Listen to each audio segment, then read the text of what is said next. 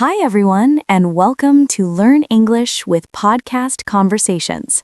I'm your host, Sarah, and I'm really glad you're joining us today. I have a wonderful guest with me, David, who is an English teacher. Hi, David. How are you doing? Hi, Sarah. I'm doing really great. Thank you so much for asking. How about you? I'm good, thanks. I'm also very excited to talk with you about our topic today, which is early rising. David, to start us off, do you know what we mean by early rising? Yes, I do. Early rising simply means getting out of bed early in the morning. Usually, it's before the sun comes up or before most other people have started their day. That's exactly right. So, why do you think some people make the choice to become early risers? What might their reasons be? Well, Sarah, there are quite a few possible reasons. For some people, it's a necessity. They might have to wake up early for their job, for school, or to take care of family members or pets. For others, it's more of a personal choice. They might want that quiet time in the morning for themselves to fit in things like exercise, meditation, reading, or other hobbies. And then there are people who believe that waking up early can help them be more productive, more creative, or even just feel happier and more in control of their day. I see. That makes a lot of sense. What about you personally, David? Are you an early riser yourself? Actually, I am, Sarah. I usually wake up around 5 o'clock in the morning every single day. Wow, that is impressive. How do you manage to do that consistently? It can't be easy for everyone. You're right, it's not always easy. I'll admit it took me some time and real effort to build this habit of early rising. But I firmly believe it's worth it because of all the benefits I get from starting my day so early. I can really see how waking up early like that could help you start your day on a positive note. It sounds like a wonderful routine. Yes, exactly. Another big benefit I enjoy is that I consistently feel more energetic and alert throughout the entire day. I don't usually hit that afternoon slump where I feel sleepy or sluggish. Because I've had that quiet, productive morning, I find I can accomplish more tasks and generally be more efficient. I also feel better equipped to handle stress and daily challenges, simply because I've started the day with a clear mind and a good mood. I completely agree, David. It seems like waking up early can really boost both your physical and mental health. Another point is that it can improve your overall quality of sleep, because if you wake up early, you're more likely to go to bed at a reasonable time and maintain a regular sleep schedule. That's very true, Sarah. Getting a good night's sleep is absolutely essential for your overall well-being. It helps your body and mind recover from the day's fatigue. It can enhance your memory, and it even helps strengthen your immune system. Wow, David, you've really convinced me that waking up early has so many advantages. But now I have a practical question for you. How do you actually do it? Do you have any tips or tricks that you can share with our listeners? Of course, Sarah, I'm happy to share some of the strategies that work for me. But first, I do want to remind everyone that we're all different. What works perfectly for me might not work for someone else. You really have to experiment a little and find out what suits your own life and body best. That's a very good point, David. Thank you for being so honest and realistic about that. You're welcome, Sarah. So the first and perhaps most important tip I have is to have a strong personal motivation for wanting to wake up early. You have to know why you want to do it and what specific benefits you expect to gain. It helps to have a clear goal or a vision that truly inspires you and drives you out of bed. I see. So, for example, if I wanted to wake up early to learn English, I should really focus on reminding myself of how much I love the language and how much I want to improve my skills. Exactly, Sarah. You have to keep that passion and your deeper purpose in mind and use them as your fuel to get moving. Another practical thing you can do is to actually write down your goal and your reasons and put that note somewhere you'll see it every single morning, like on your bedside table, on the wall, or even as the wallpaper on your phone. That's a great idea, David. I think having that visual reminder right there could really help me stay focused and motivated when the alarm goes off. The second tip I have is all about preparation. You need to set yourself up for success by preparing everything you might need the night before. The idea is to make it as easy as possible for yourself to wake up early and to eliminate any little obstacles or excuses that might stop you. This means planning your morning routine in advance and setting up your environment to support it. What do you mean by that exactly? I mean taking care of all the small things ahead of time. Prepare everything you'll need for your morning activities. For instance, lay out your clothes, prep your breakfast, have your books or laptop ready and waiting. The goal is to make sure that everything is ready and easily accessible so that in the morning, you don't waste any precious time or mental energy searching for things or making decisions. I understand. So, for example, if I want to wake up early to do some yoga, I should lay out my yoga mat, my clothes, and even fill my water bottle the night before. Exactly, Sarah. You want to make following your morning routine as convenient and simple as possible.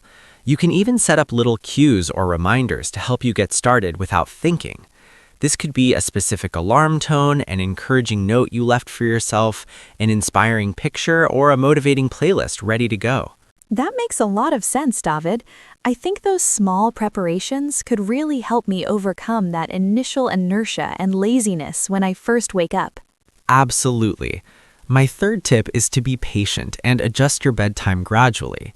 It's crucial to make sure you're getting enough sleep overall, otherwise you'll just feel tired and miserable in the morning and the habit won't last. This means intentionally starting to go to bed a little earlier and being mindful about avoiding distractions or stimulants that could keep you awake. First of all, I truly love the peace and quiet of the early morning hours. There's significantly less noise, less traffic, and fewer distractions in general. This calm atmosphere allows me to focus properly on myself and my goals for the day. I can sit down, plan my day ahead, and set my priorities without any interruptions. It's also my prime time to do activities I'm passionate about, but might not get to later, like practicing yoga, writing in my journal, or listening to my favorite podcasts. That quiet time feels like a... First of all, I truly love the peace and quiet of the early morning hours. There's significantly less noise, less traffic, and fewer distractions in general. This calm atmosphere allows me to focus properly on myself and my goals for the day. I can sit down, plan my day ahead, and set my priorities without any interruptions. It's also my prime time to do activities I'm passionate about, but might not get to later, like practicing yoga, writing in my journal, or listening to my favorite podcasts. That quiet time feels like a gift I give to myself each day. I completely agree, David. Sleep is so fundamental to both our health and how we perform during the day. But this leads me to a very common problem. How can I possibly start going to bed earlier if I'm used to staying up late? That's a big change for many people. You're right, it is a big change. The important thing to remember, Sarah, is that you can't overhaul your habits overnight. It has to be a gradual, step-by-step process, and consistency is the key.